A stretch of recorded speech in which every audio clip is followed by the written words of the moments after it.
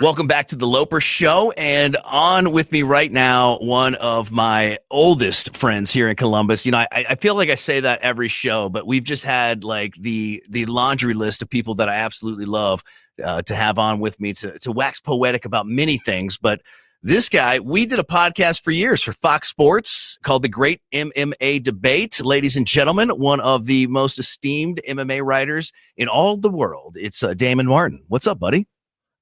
Thanks for having me. Appreciate being here. Sorry I can't be in studio with you, but you know how that works with work and everything's virtual these days anyway. So well, I feel you're right here, and I send you a virtual fist bump. Okay. So one of the things I really wanted to talk about that you are super knowledgeable on is some television and movies that are coming out. You run a website outside of the MMA stuff called nerdcoremovement.com. And if you guys watch me and listen to the podcast and you haven't checked out the website, nerdcoremovement.com, it's an absolute must. But TV coming up for the rest of the winter in the spring, man. Are we going to be pleased? What do you think?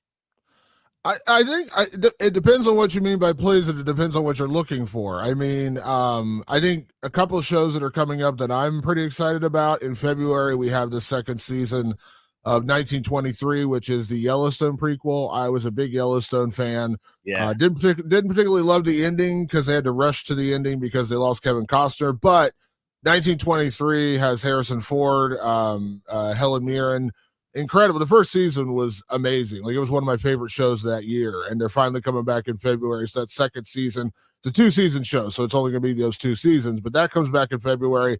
And then in March, for the first time in a while, I'm actually excited about something Marvel is putting out, and you have Daredevil Born Again. I was a massive fan of Daredevil when it was on Netflix. Yes, and this is what a great show that was, man. Yeah, this is effectively a sort of a continuation of that. It's all the same actors, all the same people involved. I don't know how directly tied to the Netflix series it is, but because they're using all the same people, I have to imagine it's just a continuation of that story. But that's coming in March. The first trailer was awesome. And I've just not really been super excited about what Marvel's been doing lately, but that trailer got me pretty pumped up. So that's coming in March as well. So we'll start. Obviously, TV typically picks up faster towards the end of the year, towards the latter half of the year, but couple good shows coming out in the next month or two. Well, I think we're skipping over a couple since you mentioned the Yellowstone prequel. I mean, how can we not talk about American Medieval? Did you see that yet? I haven't seen it yet. It's on my list, but I've heard it's great. I know it has Betty Gilpin in it. I'm a big fan of hers from Glow and other things she's done. I've heard great things about it. It's just one of those shows. It's like on the list of shows I need to watch. I mean, I still haven't watched The Penguin. The Penguin's like one of the best shows of last year, and I've just been so busy. I just haven't had a chance to watch it, but like every person I know and trust has said the show is amazing. I just have not had the time to sit down and watch it.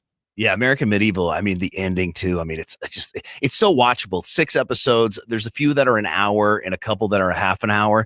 And I just finished it. I think it was like last night. And I mean, awesome. But we skipped over a show, bro, and that's coming in just a couple of weeks at the tail end of Valentine's Day, February 16th, the 3rd season of White Lotus. White Lotus is such a great show. Such a fucking good show. I actually just rewatched season 2. HBO's been like replaying all their series recently, like randomly, and I was down with COVID for like a week, and so like I was just binge watching like everything on HBO, and that came on. And I was like, well, you know what? I haven't watched this since it was on, so let's watch it again. That show is so great. It's unbelievable that it's just one guy who does it. Mike White is his name, who's an actor who has actually appeared in movies like Zombieland and now is a writer. And it's an incredible show. The ensemble cast, I mean, both seasons were wildly creative, fun, hilarious, dramatic. So yeah, I'm super excited about that. This new cast for White Lotus season 3 is stacked too. I mean, Walton Goggins, Carrie Coon, Michelle Monaghan. I mean, it's a stacked cast like always, and it takes place in Thailand. So I'm very excited to see what that looks like. What I love about that show is the first couple of episodes, or at least the first episode, it's almost like you're checking into the hotel. It's like they get the viewer comfortable with being at the hotel. So you feel like you're on vacation. And then when all the crazy shit starts happening, you're just a part of it at this killer resort. You're like, it's maybe not that big of a deal. We're at a great resort right now. It's so weird because when I heard about it, when it first came out, the first season, I heard, the White Lotus. You got to check out the show, The White Lotus, come out. I was like, all right, I'll watch. It had a great cast and everything. Steve Zahn and Sydney Sweeney was in the first season, and Alexandra Daddario. And I was like, all right, I'll check it out. But it was a weird concept. Like, everyone's staying in a resort. Like, how is this going to be compelling? Like, they weren't setting it up as like a murder mystery, and they weren't setting it up as like, so I was like, how is this going to be compelling? Then you watch it and you see all these people like interacting and everyone having their kind of like own stories taking place during the season. And it all just somehow works. And then season 2, in my opinion, was actually even a little bit better, if I'm being honest. Like, I thought the stories, having Michael Imperioli from The Sopranos, and great. It was just, it's so weird how it works. Like, the first 2 episodes, you're like, I don't know what they're doing. And then it all starts to unravel and you realize how brilliant it is. What's the one girl's name that played, she's the dark hair girl that played like kind of the girlfriend that wasn't having it in the second season. She's been in so many things. Oh, Aubrey Plaza. Yeah. Aubrey Plaza. She's so good, right? I mean, she was so good in that show. Yeah, she's incredible. Obviously, she's going through, man, I feel for her right now. She's going through a tragedy. Her husband just recently passed away, so I know she's been going through it. But yeah, but she's incredible. Aubrey Plaza is great in everything she does. I've been a big fan of hers for a lot of years. She did a movie a couple of years ago that's on Netflix called Emily the Criminal, which didn't really get a lot of publicity, but it's a really, really well done movie. It has Theo Rossi from Sons of Anarchy in it. It's a really good movie, but she's great. I mean, she's great in everything she's done. And it's so funny because when you see the show, you see a lot of faces on there that you don't necessarily know.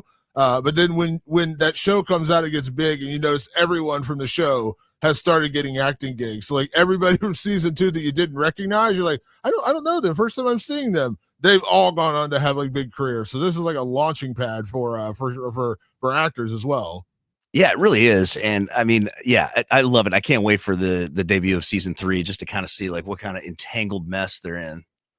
Yeah, I mean, I think through 2 seasons, we've had enough evidence now to say that it's been, you can't miss. Now, obviously, you never know for sure how something's going to play out. I could have told you that every show ever, but that's great is going to continue to be great. And I think what makes White Lotus unique is it's an anthology. You get a new cast, new characters every season. Obviously, they've had a couple of tie-ins. We saw the one character showing up from season 1 and season 2, played by Jennifer. Why am I forgetting her last name? Jennifer Coolidge.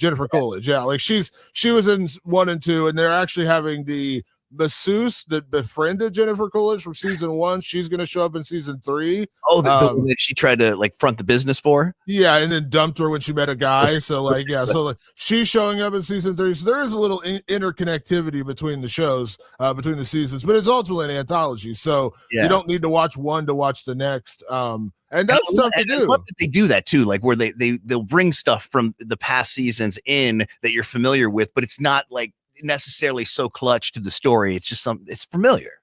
Yeah, I mean, anthology shows are tough because again, you're going. I mean, I think True Detective season 1 might be the greatest single season of television ever written, ever made.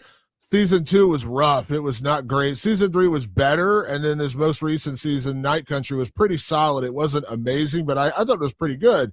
But it's hard, man. It's hard when you make a good show like that to go on. I mean, American Horror Story is a show I used to love, and now I can't even watch it anymore. It's so bad. Like, it's just gotten so off so hard. Yeah, but it's like even then, even the good season, like even American Horror Story, like the first season I loved, second season I was kind of in the middle of the road for me. Season 3 I liked. Season 4 was okay. Season 5 was better. So it's just like anthologies are tough. So to be consistent with that every year is not easy. Through 2 seasons of White Lotus, I think they've done a bang-up job, and I assume or hope that season 3 will be right on par. So speaking of Sydney Sweeney, I got to ask about Euphoria. What do you know? When's it coming back? Is it coming back? There's been so many, starts and stops with this show. Yeah, so they are starting filming this month, and it's good. That show, like, it's an incredible show, but they've been away so long. It's like it's like Stranger Things, which is a show I absolutely adore, but like everyone, like, there's no way you're gonna have Sydney Sweeney and Zendaya playing high schoolers anymore. Like, they can't. Like, they're not like. Yeah, Zendaya's like 27, 28. Sydney Sweeney's 27, 28. Jacob Elordi's like 30. Like, you just. It's almost like the cast of 90210 back in the day, right? Like Luke Perry was like 32 on that show, believing he was 18. Come on. Yeah, they suspend disbelief a little bit, but at some point you're like, come on now, they don't look like they could be in high school anymore. So they are supposedly filming right now. I assume we'll see it sometime in 2026. And I personally believe it's going to be the last season. I don't think they're going to go beyond season 3, just because the amount of stars that show has booked now, who have now gone on to become massive stars, like Zendaya, like Sydney Sweeney, like Jacob Elordi. I think it would be really, really hard to see them come back for a 4th season. I think they're going to I know they're doing a time jump, so they are going to be out of high school. How far out of high school, I don't know. And what the story's going to be, I guess we'll find out. But I think this is going to be the final season, just because it's just going to be too hard. Like, it's already hard enough to get the people back together for this. I mean, you got people who are nominated for, Golden Globes and Oscars in the show, like Coleman Domingo, who's not even one of the main stars, but he's in the show. And it's like, he's going to be up for a freaking Oscar. Like, the guy just won't have time to come back and film your show anymore. So you mentioned Michael Imperioli, of course, from the Sopranos fame, and we're going to get a prequel to the Sopranos, much like we did a couple of years ago. With what was the name of that movie that came out where they did, what was it? The Many Saints of Newark. Yes. And I mean, I thought that was brilliant. You had Coco Diaz in there, my boy Joey Diaz, shout out. Just so many great actors, and great for the storyline. They were able to use some of the original characters in the actual show. But the show coming up will be James Gandolfini's son, featured as Tony Soprano. I mean, do you think you can catch fire again in the bottle? I mean, I'll say I don't know for sure what's going to happen with this series. I know there's a lot of rumors. I know his son, Michael Gandolfini's he's going to be in the new season of Daredevil as well, funny enough. Oh, that's sick. Okay. Yeah. If it happens, if it actually happens, I'm not overly cautiously optimistic, because I didn't particularly like The Many Saints of Newark. I didn't think that was a particularly well done movie. It also muddied a lot of the storylines in The Sopranos. Like, I'm a Sopranos diehard. That is my all-time favorite TV show, and I've watched that show religiously. Like, it's one of the few shows I can say I've rewatched like 10 times. It's just the perfect show. But like, knowing David Chase, the creator, was involved, you're like, okay, well, this is gonna be really cool. Like, they're gonna really delve into some history here. And it's almost like David Chase forgot what he wrote in The Sopranos, because like they had like a huge part of the show. I know I'm getting like deep in the woods here, but like a huge part of the show was like the best friendship between Tony Soprano and Silvio Dante, who was played why am I forgetting his name? Little Steven. Yeah, Little Steven Van Zandt. Thank you, from Bruce Springsteen and the E Street Band. The whole show, the whole time they're together, they were close friends growing up. They were in like a little crew together. They pulled little jobs together. Then you go in the movie and it's like Silvio's like a decade older than Tony, and you're like, hold on, what? Like, why is he like that much older than Tony? Like, they're supposed to be like basically the same age and be best friends when they were growing up. So little things like that just kind of got muddied the water, and it's like, if you're gonna revisit it, at least stick to the formula you made. And I just didn't. I saw it. I was like, all right, that's a movie. Like, I wasn't overly impressed by it. So I'm always a little scared when you start messing with perfection. Like, again, you can do it. I mean, Better Call Saul did it with Breaking Bad. You don't know how they're gonna mess with it, but that ended up being incredible. But you go back into a world like as big and as iconic as The Sopranos, you better not screw it up. It really was the beginning of great TV.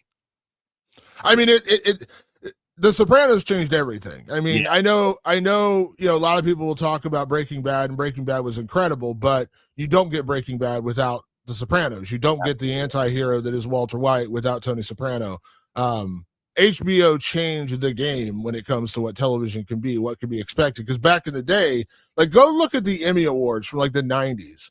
Yeah, you'll see some random things in there, but 90% of the awards are being given away to police procedurals on TV, which basically is just like, right? I mean, before The Sopranos.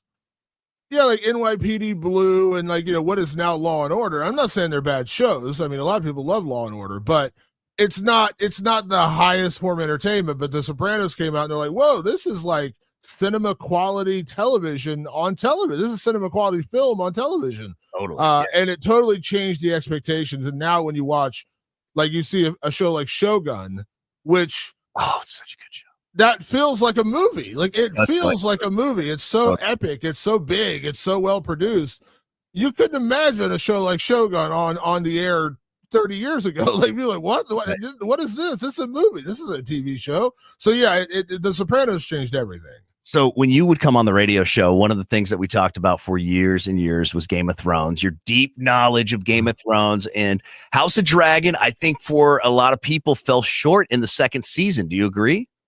I do. For a number of reasons. Part of it, listen, part of the reason why a lot of people, myself included, did not love the way Game of Thrones ended is because once they got away from the source material, it almost felt like they didn't know where to go and they were just rushing to get out of there. It's almost like I don't understand it. It's like, it's like being at the end of the Bills Ravens game and with 2 minutes left and the ball and you got a chance to win the game and you're just like, I'm gonna turn the TV off because I don't really need to see this ending. That's kind of what they did with Game of Thrones. They're just like, we don't want to be here anymore, so let's just get to the ending and whatever happens. And as time has passed, I've grown to truly dislike that final season of Game of Thrones. House of the Dragon has a much more mapped out feel because they already know the beginning, middle, and end of this story. I mean, it's not as detailed as Game of Thrones because it all fits into one book that George R.R. Martin wrote called Fire and Blood, the history of the Targaryen family. So like the house, the dragon, the Dance of Dragons, which is the civil war between the Targaryens, that section of the book is about 40 to 50 pages. It's not huge. It's not like a massive part of the book because it's all the whole book is a history lesson from like literally day one until, I don't know, I think it's like 600 years later. So it's a lot of stories in there. But the Dance of the Dragons, that story that is House of the Dragon is based upon, is about 40 to 50 pages. But there's a lot of detail in there. Now they can flesh it out, like they can obviously flesh it out however they want to. But the story is there. You know how it goes. You know how the whole thing plays out. So you're like, great. They have a roadmap. Like we know where this is going to start. We know where it's going to end. Perfect. But the second season like went off the rails a little bit. The story was different. The characters were different. It was, I'm sorry to say, like a lot of the episodes were kind of boring. Like they just like got bogged down in details. It's like, I want them to be boring, but there was parts where you're just like, I find myself doing other shit like around the house. Like I'm like all of a sudden like cleaning something, and I'm like, why am I not paying attention? It wasn't captivating like the first season. It's weird because like the whole premise of the Dance of Dragons is a civil war, and it's almost like they didn't want to show the war. It's like there's just so much like backroom dealing and a lot of like. And again, I understand that's probably not every episode of Game of Thrones was a battle, but they made it compelling when it wasn't. Like, they made the show so compelling when it wasn't in those early seasons, like season 2, season 3. Those were just incredible. Those were some of the best seasons of television in history. And I'll be honest, like I was super invested in House of the Dragon season 1 when season 2 came on. About halfway through, I would say I lost interest. I watched it, of course, but I just wasn't enthralled. I was like, all right, it's Sunday night. Yeah, I'll watch House of the Dragon because it's on. But like when Game of Thrones was on, it was appointment television. Like if you called me from 9 to 10 p.m. on Sunday night when that was on, it's like you're not really my friend. You don't know me at all. Like Game of Thrones is on. What are you doing? That's hilarious. So where are we with season 3? Like to your knowledge? So obviously it is happening. I guess the plan, from what I know, is going to be a 4-season arc. They're going to do 4 seasons of House of the Dragon. So yeah, season 3 is already in the works. I would imagine we're going to get it next year, just because of all the work that goes into like the post effects and everything. And TV isn't like TV it used to be. Like they're not TV. It used to go a year maybe between seasons. Now we're waiting like 3 or 4 years between seasons of television. I mean, that's just the nature of the beast. So I would say 2026. So there is going to be a season 3. Hopefully they can turn things around. I mean, again, we know where the story goes. We know how it ends. I mean, it's again, there's no spoiler there. If you can read the book right now, it tells you exactly where the story's going, assuming they stick to it. I think they will. Let's just hope that season 3 gets back to the heart of what made that show good, because season 2 felt like it just kind of like lost a step. So there's so many things I want to ask you, but just real quick, we don't have to, go into detail about this or anything, but just skim over it real quick. The next season of Stranger Things, like when do we expect it, and what do you think is going to unfold, and will this be the last season? It is the last season. They finished filming in December. Okay. They filmed the final season for a full year. 1 year to film the final season. From January to December, they were filming this show down in Georgia. It is going to come out this year. I think it's going to be late this year, and they are going to end up splitting it in two. I believe, if I remember correctly, I have to double check my numbers. I believe it's 8 episodes total. Okay. So I think they're going to split it 4 and 4, or maybe 6 and 2, something like that. People like 8 episodes took you a year to film that. That's a lot of time. Here's the thing: for what we understand, Stranger Things, the final season, every episode is a movie. Wow. So one episode may be an hour and a half. The next episode may be 2 hours. The next episode may be an hour and 15 minutes. They're all more than an hour. So these are extended episodes. So when they say add episodes, you're like, wow, that sounds like kind of short. It's not. Every episode, from what I understand, every episode is a movie. So like you're going to see episode 1, it's going to be an hour and 40 minutes. Episode 2 is going to be an hour and 45 minutes. They're all epically long built episodes. So we are going to get it this year. I don't know if they're going to split it and have part this year, part next year, or if they're going to just have it come like first part October, second part November. I think that's possible. Last year, or the last season for season 4, I think they did it like May and July, I think is when they released it. So we may get like October, December or something like that. I think it'll come out. My guess is Halloween time. That's kind of the time period when they've released it in the past. So I think probably October for at least part 1. And it just depends on whether they're going to do like 6 episodes and then the final 2, or they're going to do 4 and 4. Yeah. I don't know, but it's coming this year, and it is it. This is it. This is the last season. I'm glad you mentioned Halloween. So Jen and I went down to Halloween Horror Nights, and we did that this year. And I mean, like all the houses were so sick, but I just felt like in the year of the Terrifier, in the year of Art the Clown, there was no Terrifier house. But rumor is next year at Horror Nights in California and in Orlando, we're going to get a Terrifier house. Have you heard that?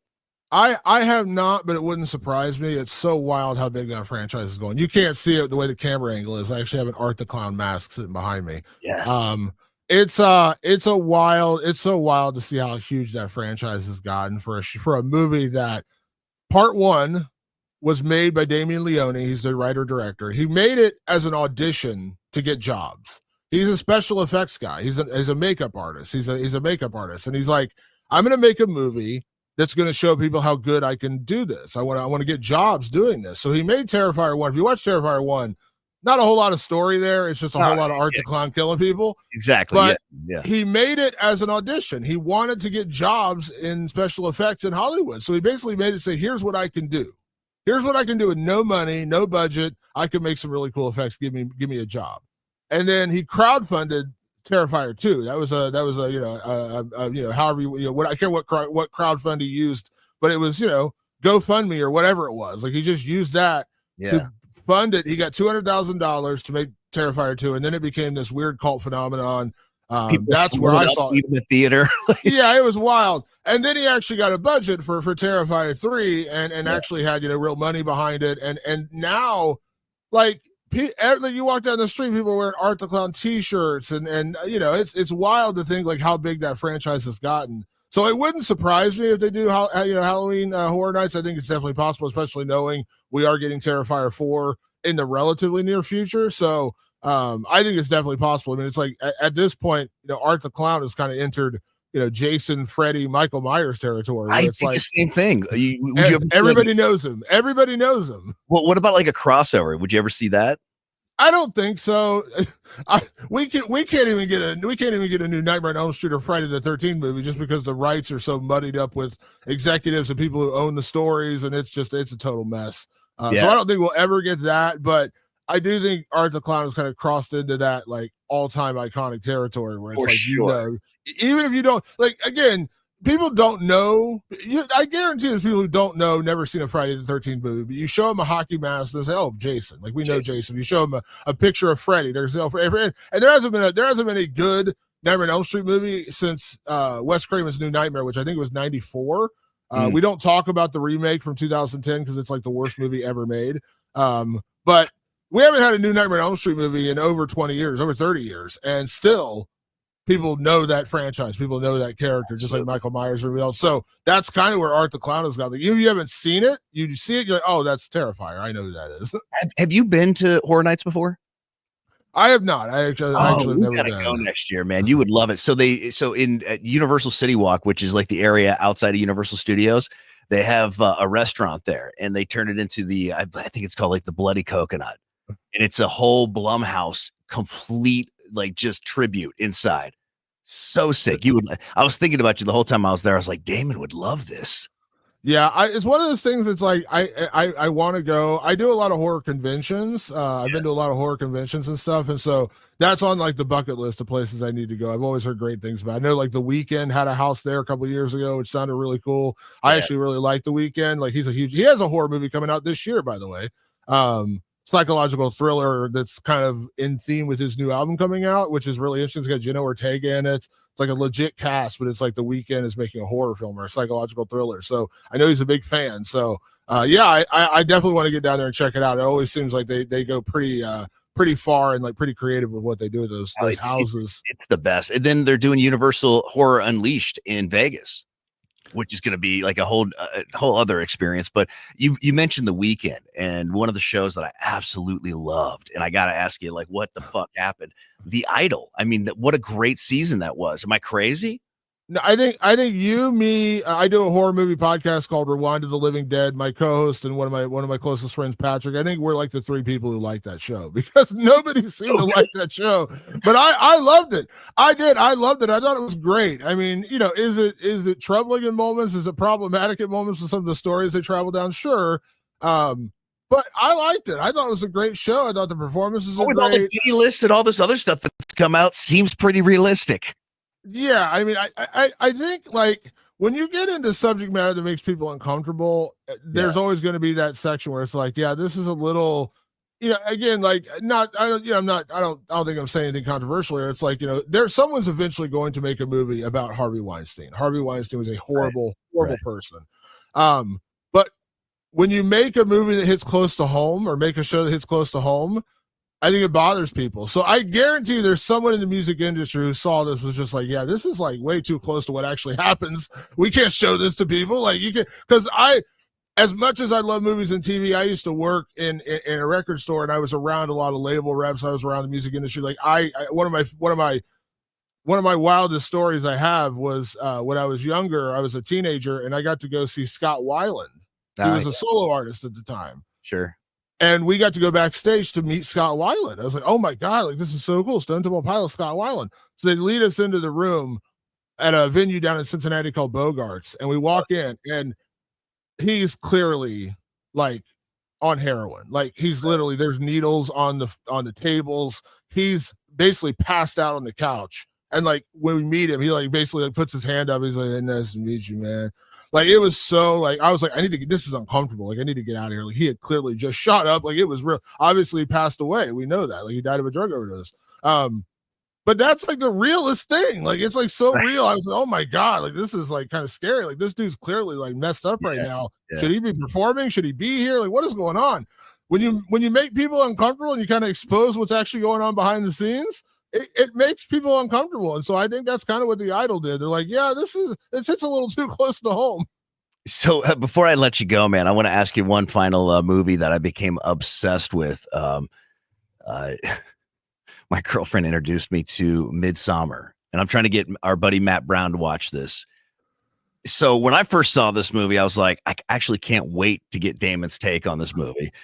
One of the most twisted, out there, crazy scene movies that I've ever seen, maybe ever. Like, what do you think about the franchise? It was made by the studio A24. Do you see them doing? I don't know if they could do another one, but I mean, like, what was your take on the movie anyway? So when I saw Midsommar the first time, or Midsummer, however you want to say it, when I saw it the first time, I hated it. I was like, this movie is too long. It's drawn out, and it's overly arty for the sake of being arty. What I mean is like confusing, and they just like really cool images, and like it's one of those movies where it's almost like we're trying to win an award because we're trying to make a cool, weird movie. I hated it. I hated the movie, and I never revisited it. If you go listen to my horror movie podcast, Rewind of the Living Dead, for the first like 100 episodes, that was like a butt of my joke. I would be like, whenever a movie would be too long or kind of like bad, I'd be like, oh, it's like Midsommar. It was just a running joke. And so at one point, I think it was last year, I think it was like there was some sort of anniversary, something they were doing, they were re-releasing it, something was happening, and we're like, well, let's review it. And I was like, oh God, here we go. Like I thought it was gonna be funny because Halloween ends. An extended cut, right? Yeah, director's cut. And I was like, they made it longer? Oh my God, they made it long. So Halloween Ends, not to get too deep in the woods here, Halloween Ends is like my least favorite horror movie ever. I despise that movie. I absolutely hate it. And it's literally to this day the butt of my joke. When I talk about movies I hate, I somehow always bring up Halloween Ends. I hate that movie. So I thought it was going to be that. So I was like, I'm going to rewatch it, but I don't have expectations. And I sat down and rewatched it, and I was like, wow, I feel like a totally different movie. I really enjoyed it. I was shocked how much I enjoyed it when I revisited. I think I say this all the time on my show. When you watch something with what I call the critical eye, when you're watching it like to review it, you have a little different perspective than if you're just sitting down to enjoy a movie.